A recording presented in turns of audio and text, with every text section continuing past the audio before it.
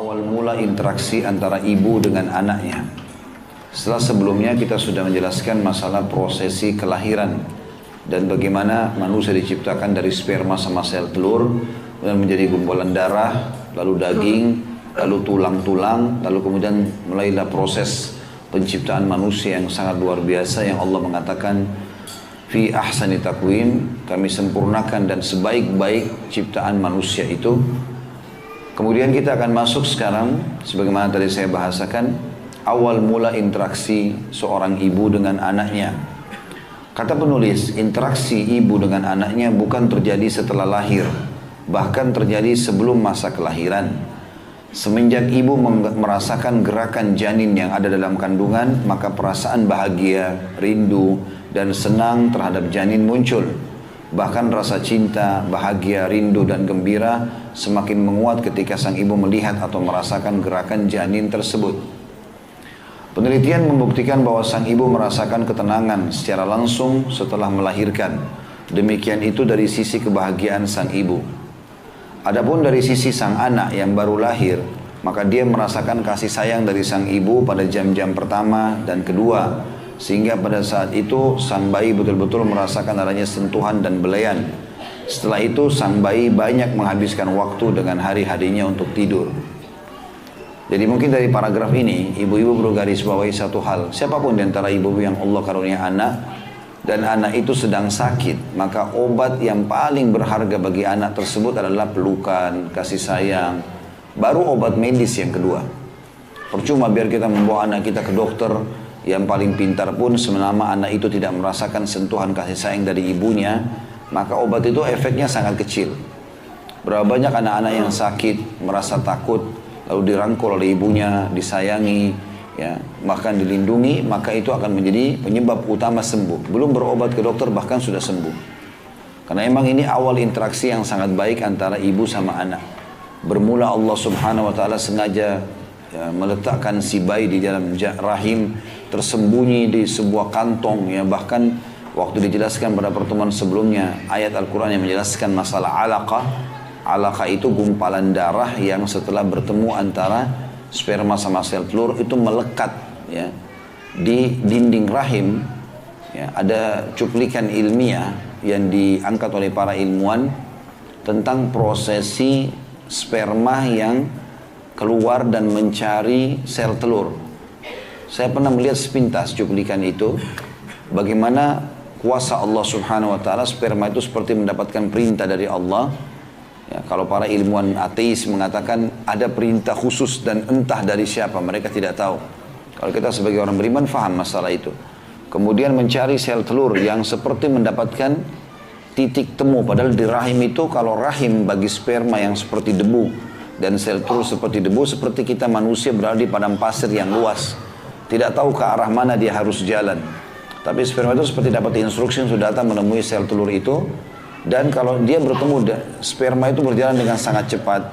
Di bagian bawah ada seperti ekor yang bergerak. Ya, kalau itu diibaratkan para ilmuwan dengan roket yang dikirim, maka itu adalah apinya yang mendorong roket tersebut jalan, sehingga dia bergerak. Dan di bagian kepala ada seperti katup dari sperma itu, kalau diperbesar gambarnya, itu di dalamnya ada inti sel sperma. Jadi seperti katup itu pelindung, supaya sperma tidak akan kena zat asam yang ada di rahim perempuan yang bisa mematikan banyak sperma. Intinya sperma itu datang, lalu kita setelah ketemu dengan sel telur, dengan hikmah Allah Subhanahu wa taala, kita katakan itu sebagai seorang muslim, kalau para ilmuwan mengatakan terjadi keajaiban. Karena sperma tiba-tiba melepaskan ekornya, sehingga tidak ada kecuali bagian kepala saja. Dan andai saja kata para ilmuwan ekor itu tidak terlepas dari si sperma tadi, maka dia akan merusak sel telur dan tidak bisa membuahi. Terlepas setelah tadi ekor itu, kemudian sisa kepala, dan pada saat dia masuk ke dalam sel telur, katup kepala itu akan terbuka dan inti sel nanti sperma yang akan masuk ke dalam sel telur tersebut. Setelah itu bercampurlah, ya, sel darah ini atau sperma sama sel telur menjadilah gumpalan darah, dan dia melekat di dinding rahim.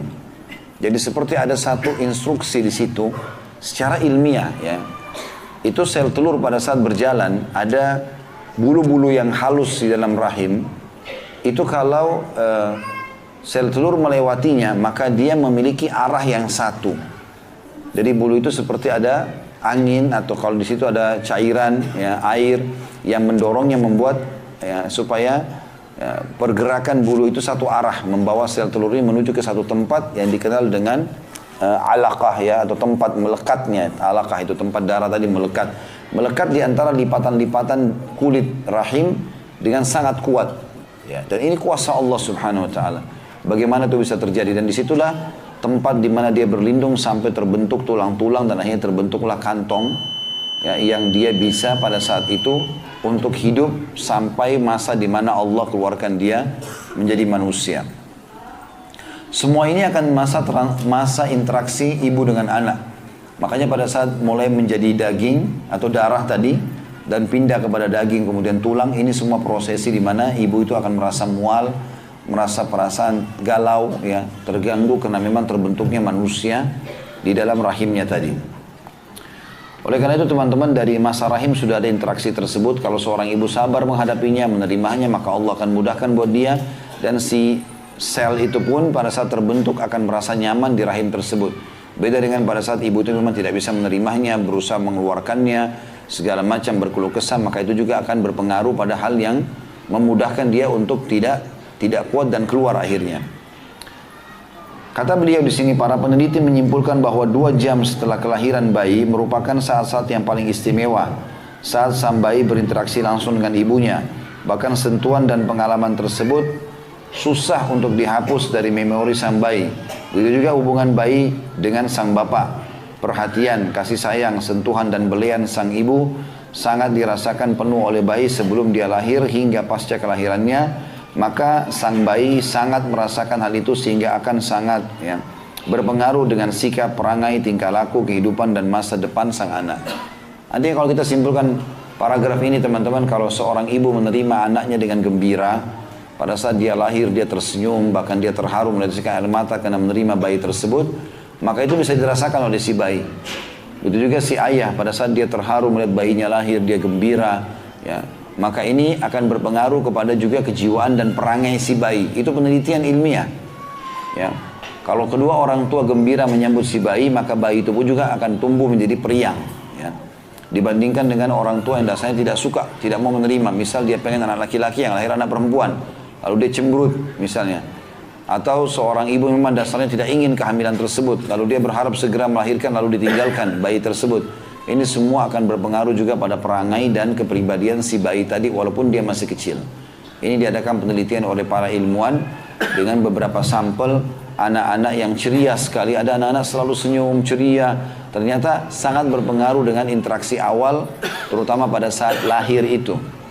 Dan sekarang para tim medis sudah menganjurkan agar setiap bayi baru lahir, dan itu anjuran syariat juga, ya. Begitu baru lahir, setelah dibersihkan, maka dianjurkan dia segera untuk, ya, minum susu dari ibunya, ya. Walaupun ASI itu belum keluar, maka dengan dia menyedot puting ibunya, maka akan sangat berpengaruh untuk memperlancar nifas. Ada hubungannya semuanya, ya. Bagi ibu yang dilakukan ini oleh tim medisnya, maka akan sangat mempermudah mengeluarkan darah nifas dan juga mengeluarkan sisa-sisa yang berhubungan dengan masalah hasil melahirkan tadi. Apalagi kalau dihubungkan dengan syariat. Ya, misalnya pada saat baru lahir dicuci, kemudian diisapkan puting ibunya, walaupun belum ada ASI, dia merasakan ketenangan jiwa pada saat itu, kemudian langsung dibantu dengan tahnik. Ya, yang sudah kita jelaskan, tahnik itu adalah kunyaan kurma halus sekali yang dikunyah oleh ibu atau ayahnya, bagian kecil lalu ditempelkan di langit-langit si bayi yang akan membuka dan menyegarkan pencernaan di perutnya dengan manisnya kurma tadi. Intinya apa yang kita bahas tadi di poin ini adalah bagaimana kedua orang tua kalau gembira dengan lahir anaknya, maka akan berpengaruh juga pada perangai si anak tadi. Ada subjudul yang lain, penulis mengatakan sini, anak adalah perhiasan dan ujian dunia. Dia bisa menjadi hiburan sekaligus ujian. Tidak ada anak itu, ya, yang tidak meminta sesuatu pada orang tuanya, mengganggu orang tuanya. Kesannya di sini mengganggu, ya. Ya, selalu ingin dipenuhi keinginannya. Kalau tidak dikasih maka menangis. Terlambat susu saja sedikit sudah menangis. Ya, mungkin popoknya basah dia sudah menangis. Apa saja yang dia inginkan, lapar menangis. Dan orang tuanya walaupun dalam kondisi sakit segala macam tidak punya solusi lain kecuali harus memenuhi itu.